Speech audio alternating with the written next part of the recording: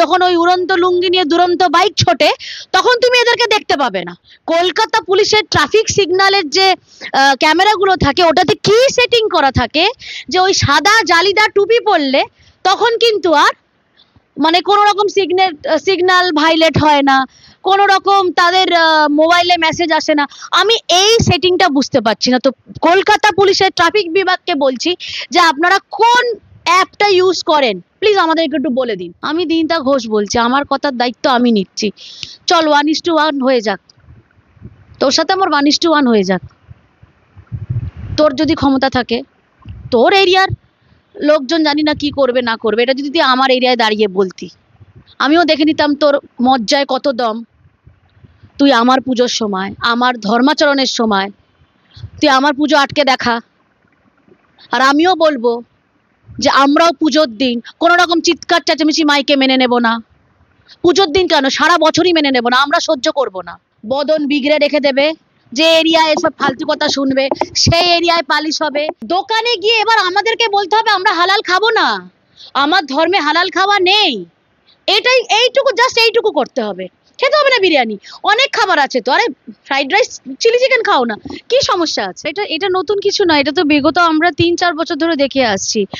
আর এবার আমরা জনগণের জনমত তো কিন্তু গতকাল রাতে আমরা দেখেছি শিয়ালদায় ফ্লাইওভারের নিচে একটা ঘিঞ্জি জায়গা, যেখানে আমাদের হাঁটতে চলতে অসুবিধা হয়, কারণ এত ওটা সব থেকে ব্যস্ততম জায়গা। ওইখানটা ব্যারিকেড করার কি মানে আছে?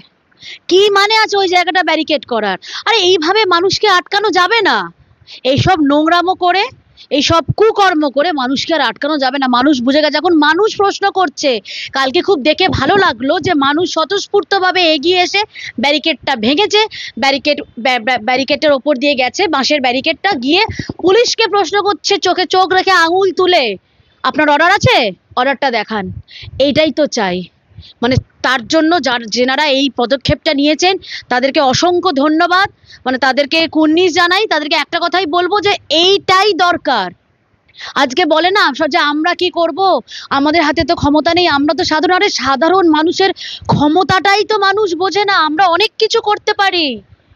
একটা পিঁপড়ে যদি বাঘ বা হাতির কানেও ঢুকে যায় না, সেই বাঘ বা হাতিকেও কিন্তু কাঁপিয়ে ছেড়ে দেয়।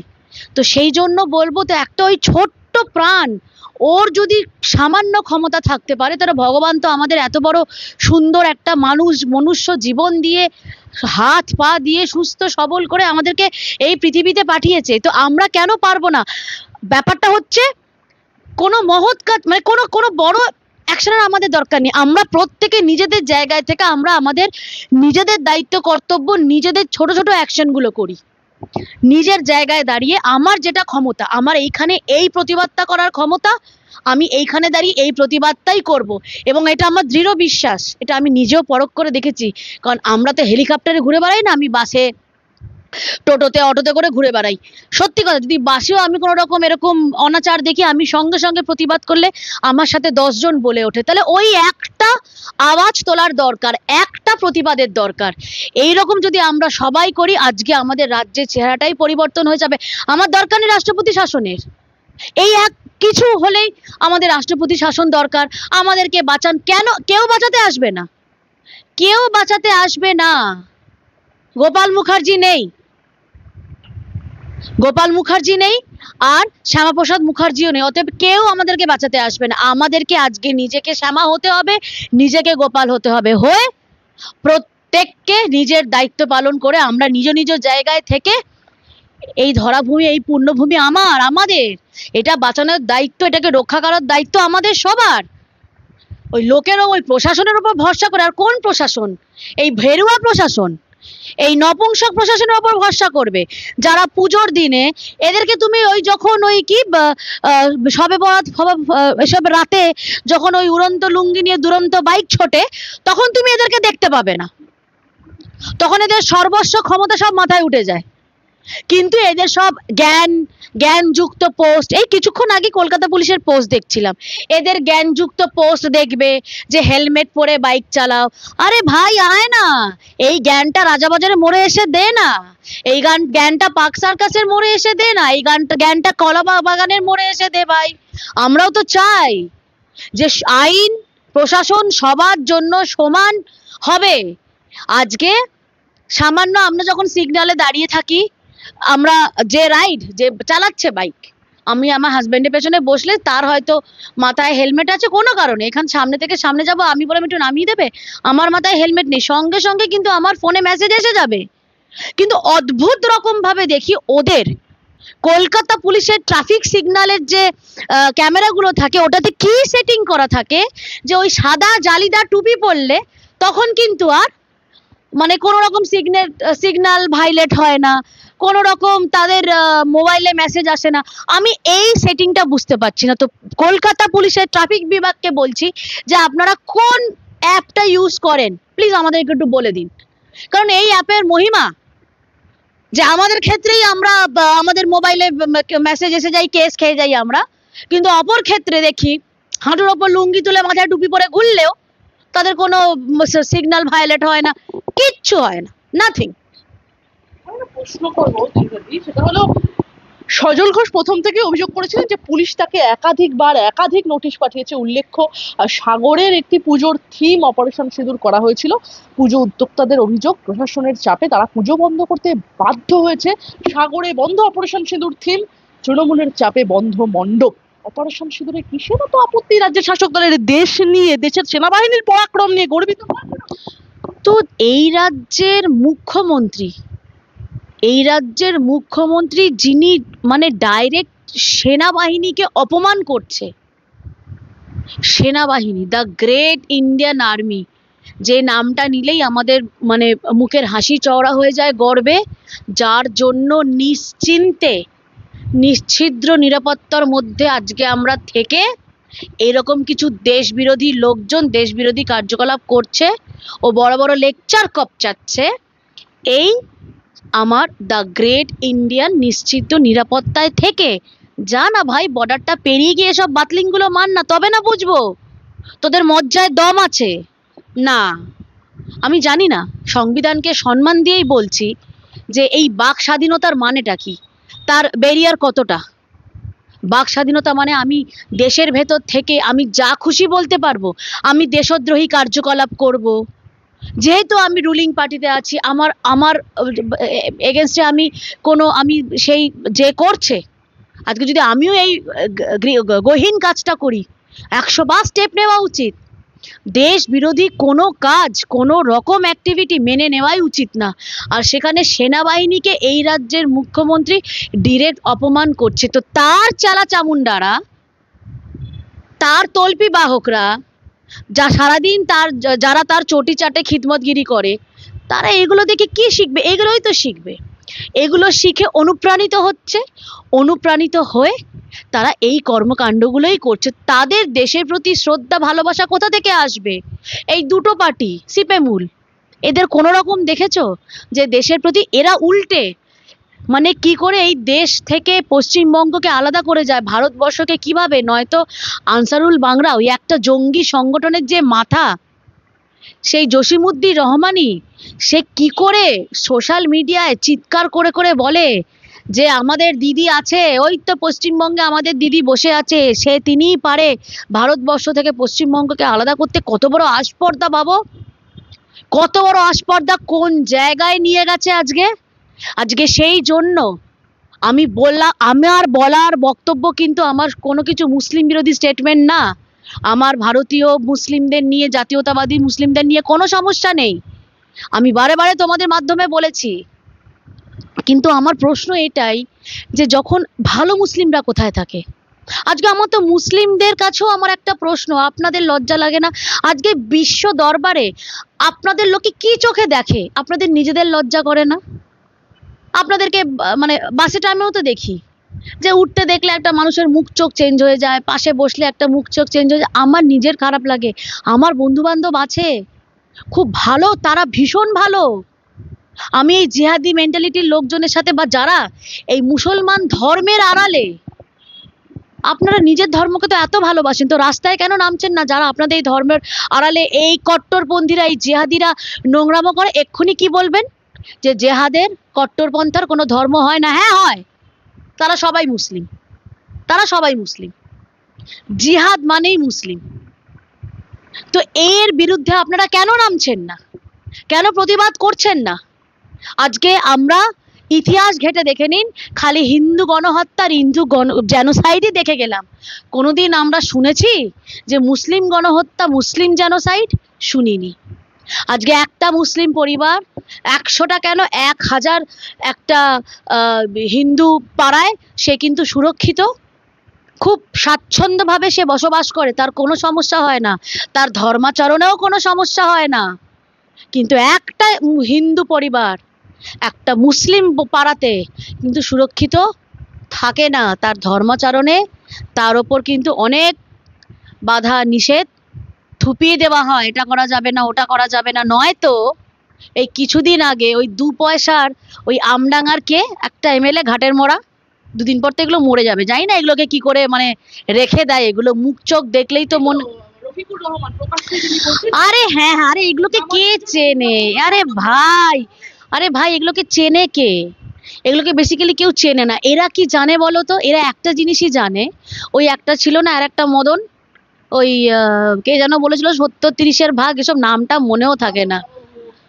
আরে হ্যাঁ, এদেরকে, এরা এত প্রাসঙ্গিক না যে এদের নামটা মনে রাখতে হবে। যাই হোক, এই 2 পয়সার মালগুলোকে একটা কথাই বলবো, এদেরকে ফেমাস হতে গেলেও, এদেরকে নিজেদের নাম ফাটাতে গেলেও কিন্তু আমার ধর্মের সাহারা, আমার ধর্মের নাম নিতে হয়, আমাদের সেটা নিতে হয় না।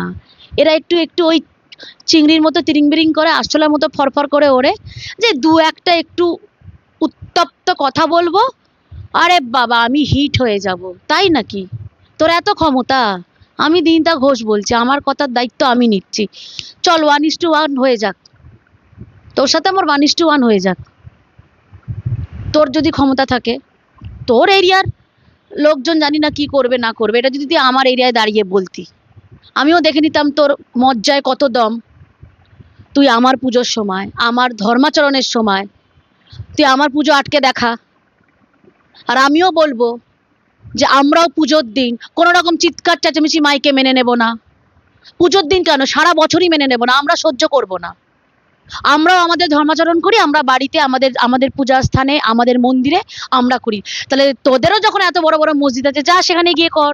রাস্তা আটকে আমরাও মেনে নেব না, রাস্তাটা সরকারি প্রপার্টি, সবার রাস্তা। অতএব মুখ সামলে কথা বলতে বলবো। এইসব কথাবার্তা শুনলে এখন আমরা ছেড়ে দেব না, এত সোজা না, ঠিক আছে? আমার ধর্মকে নিয়ে কেউ কথা বললে, আমার কাছে ধর্ম আগে, 100 বার ধর্ম আগে আমার কাছে।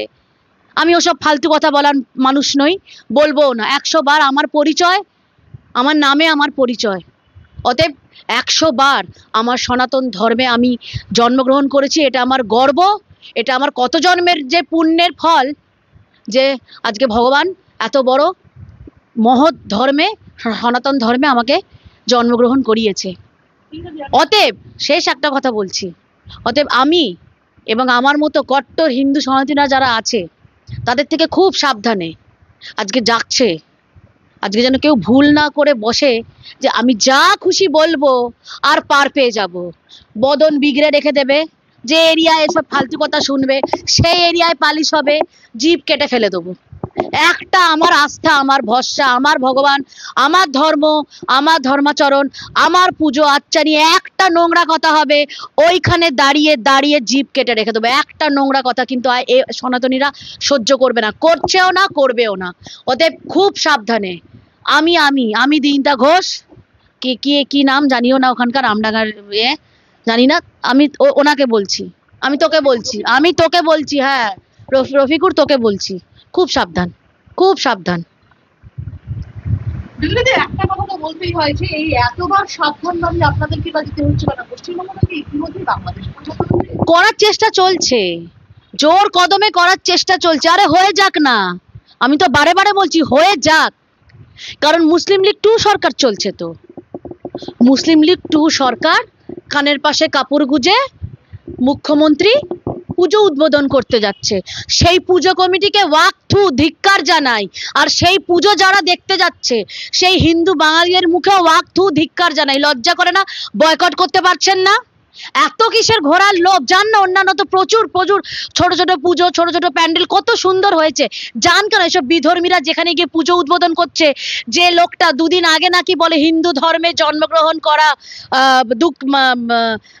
কি হিন্দু ধর্মে জন্মগ্রহণ করলে তারা খুব মানে দুঃখের বিষয়।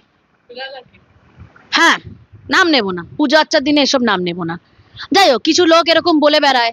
কিছু লোকের স্বপ্ন নাকি আমার, যে পশ্চিমবঙ্গকে শ্যামাপ্রসাদ মুখার্জি হিন্দু বাঙালি সেফ ল্যান্ড হিসেবে ছিনিয়ে এনেছিলেন, সেই পশ্চিমবঙ্গকে নাকি মিনি পাকিস্তানের করার স্বপ্ন দেখছে, বাংলাদেশ করার স্বপ্ন দেখছে। যারা হিন্দু ধর্মে জন্মগ্রহণ করেছে, দুর্ভাগ্য নিয়ে জন্মগ্রহণ করেছে, তাহলে সেই দুর্ভাগ্য নিয়ে জন্মগ্রহণ করা ধর্মের মানুষদের পুজো উদ্বোধন করতে যায় কোন লজ্জায়? চোখ চামড়া লজ্জা কিছু নেই? কি করে লাফাতে লাফাতে দাঁত কালাতে কালাতে যাচ্ছে পুজোগুলো উদ্বোধন করছে? আমরা যাই না, আমরা যাই না, সত্যি কথা। হয় সেই সব পুজো মণ্ডপগুলোর ওপর সত্যি লজ্জা ঘেন্না দুটোই হয়। কেন নেই? শাসক দলে কি কোনো ভালো বাঙালি হিন্দু নেতা মন্ত্রী নেই? তাদেরকে দিয়ে উদ্বোধন করাক না, সমস্যা নেই তো। আছে তো, অনেক ভালো নেতা মন্ত্রী আছে যারা সত্যি মানে সেই সময় আমরা দেখেছি। আজকে তারা অবশ্য নেই, তো সেটা হলেও ভালো লাগতো দেখে। দুর্গাপুজোয় বাংলায় এসে বাংলায় নৈরাজ্যের অসুর বদলটা বলেন স্বরাষ্ট্রমন্ত্রী অমিত শাহ। একটা কথাই বলবো, উনি আসায় এতটা ভয়ভীত হয়ে গেছিল যে সামান্য ওনার যে পোস্টার ব্যানারগুলো লাগানো হয়েছিল কালীঘাট চত্বরে, আচ্ছা কিসের ভয় বলুন তো? আচ্ছা একটা জিনিস কি ওরা বোঝে না, যে উনি তো কোনো পার্টির ক্যাডার আসছে না, বা স্বরাষ্ট্রমন্ত্রী, দেশের স্বরাষ্ট্রমন্ত্রী অমিত শাহজি দেশের স্বরাষ্ট্রমন্ত্রী, বিজেপির কোনো ক্যাডার বা লিডার পরে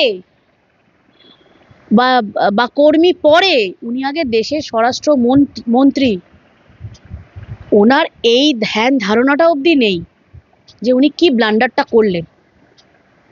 আজকে দেশের বিশ্বে কি নিজের মান সম্মান কিছুই নেই, কিন্তু কি নিজের সাময়িক পরিচয়টা দিলেন, ওইগুলো টেনে ছিঁড়ে নিজের ছবি লাগিয়ে কি প্রমাণ হলো? তাতে এক্সট্রা কি হলো? তাতে কি স্বরাষ্ট্র মন্দির আশাটা আটকানো গেল, বা কোনো রকম তার মন্দিরে পুজো দেওয়াটাই বাধা দেওয়া গেল?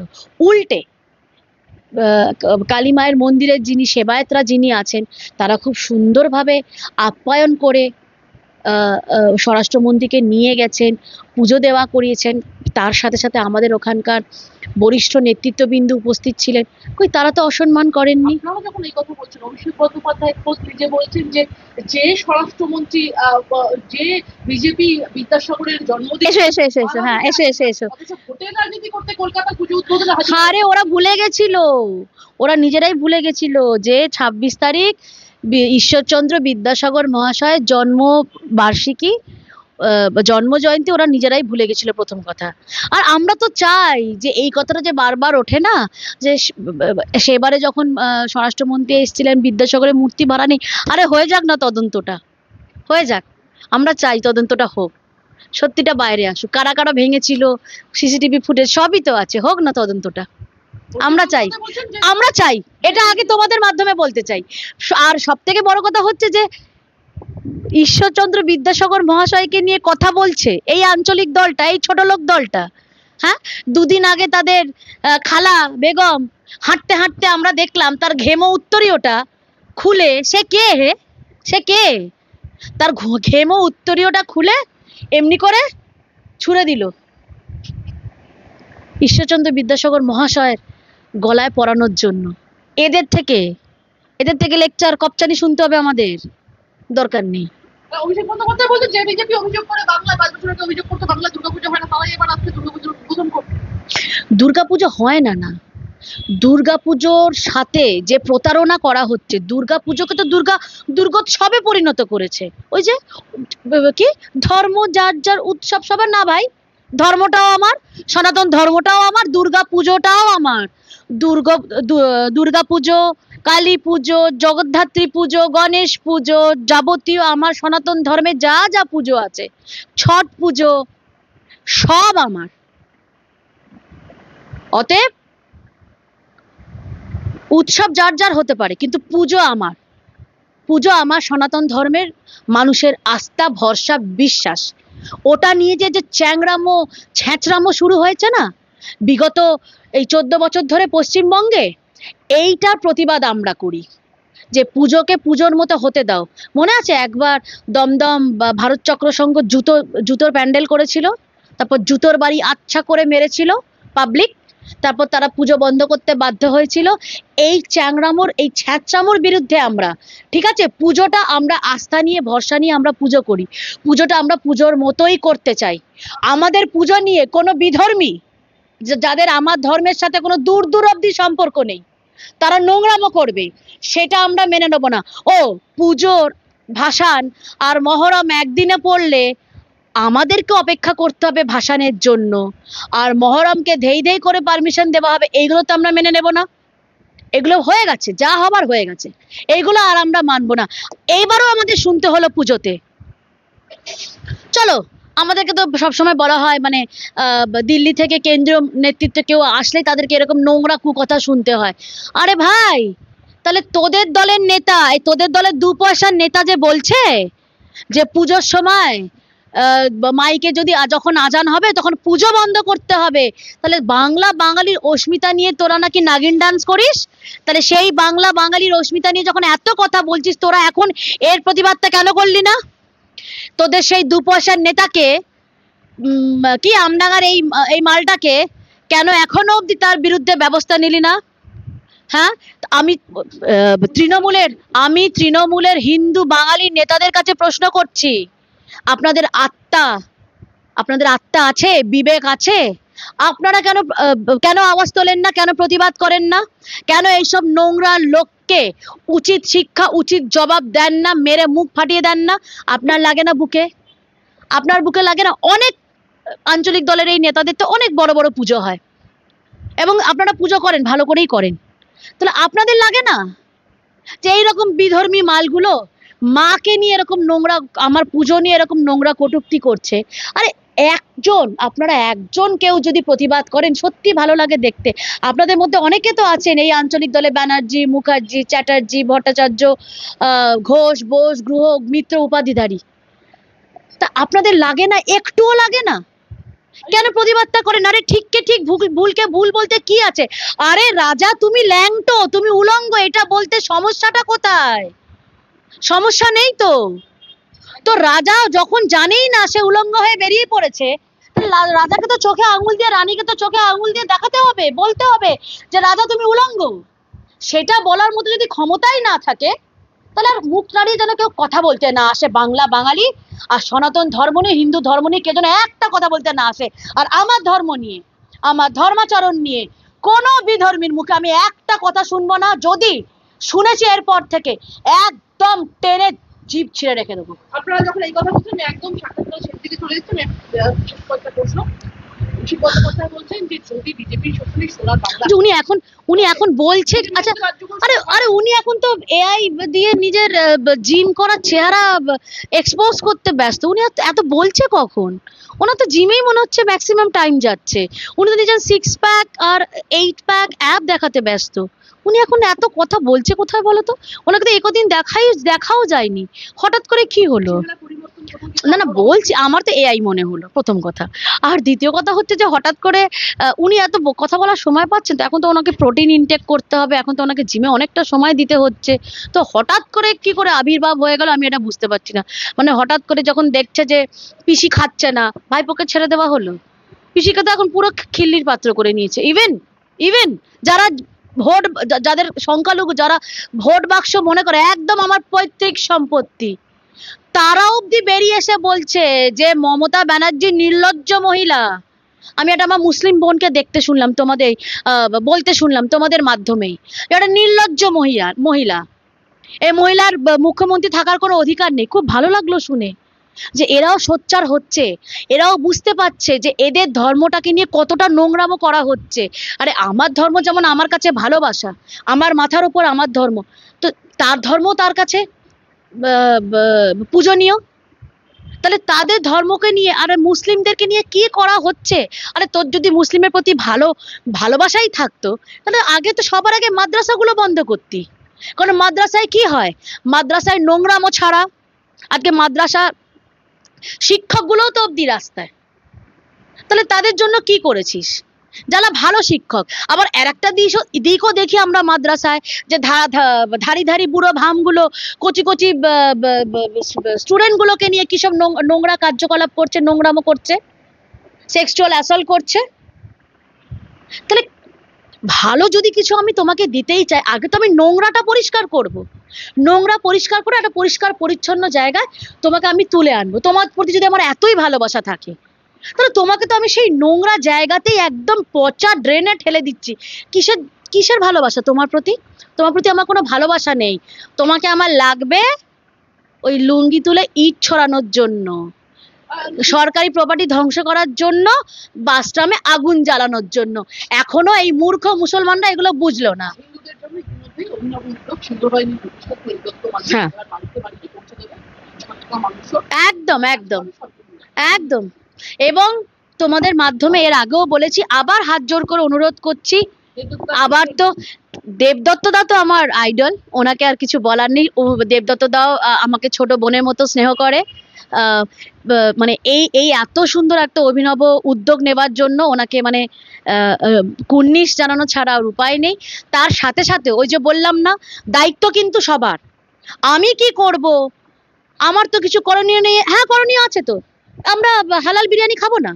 এই তো শুরু হলো। দোকানে গিয়ে এবার আমাদেরকে বলতে হবে আমরা হালাল খাবো না, আমার ধর্মে হালাল খাওয়া নেই। এইটুকু, জাস্ট এইটুকু করতে হবে। খেতে হবে না বিরিয়ানি, অনেক খাবার আছে তো। আরে ফ্রাইড রাইস, চিলি চিকেন খাও না, কি সমস্যা আছে? বিরিয়ানি খাওয়া শুরু হয়ে গেছে বাঙালির। তাহলে আমরা কি করব? মানে আরে ভাই, নিজেদের সুপারি তো নিজেরাই দিচ্ছিস তোরা, কেন? বিরিয়ানি ছাড়া আর খাবার নেই। দোকানে গিয়ে এবার আমাদেরকে বলতে হবে আমরা হালাল খাবো না, আমার ধর্মে হালাল খাওয়া নেই। এইটুকু, জাস্ট এইটুকু করতে হবে। খেতে হবে না বিরিয়ানি, অনেক খাবার আছে তো। আরে ফ্রাইড রাইস, চিলি চিকেন খাও না, কি সমস্যা আছে? সমাজ মাধ্যমে মমতা বন্দ্যোপাধ্যায় দেখেছেন এই বাংলায় সকল ধর্মনিরপেক্ষ মানবিকতার আদর্শকে যারা বিশ্বাস করে না, কলকাতার বুকে তারই মূর্তি যারা লুণ্ঠিত করে, বাংলা ভাষা সংস্কৃতিকে যারা প্রতিনিয়ত অপমান করে, তাদের কোনো স্থান নেই। আমি বলবো যারা এটা ভেঙেছে, এই কর্মকাণ্ডের সাথে যুক্ত আছে, আগে তাদেরকে প্রকাশ্যে আগে শোকজ করা হোক, সেই ফাইলটা আবার ওপেন করা হোক, সেই একদম ওপেন করে সেই তদন্তটা আবার শুরু করা হোক, কারা কারা ভেঙেছে। শেষ প্রশ্ন আপনার কাছে, 26-এ পরিবর্তন ঘটিয়ে সোনার বাংলা গড়ার ঘোষণা অমিত শাহ, কিভাবে সম্ভব? ওই যে আমাদের দ্বারাই সম্ভব, আমরাই পারবো পরিবর্তন করতে। আমরা সাধারণ মানুষ, পাবলিকই পারে সবকিছু করতে।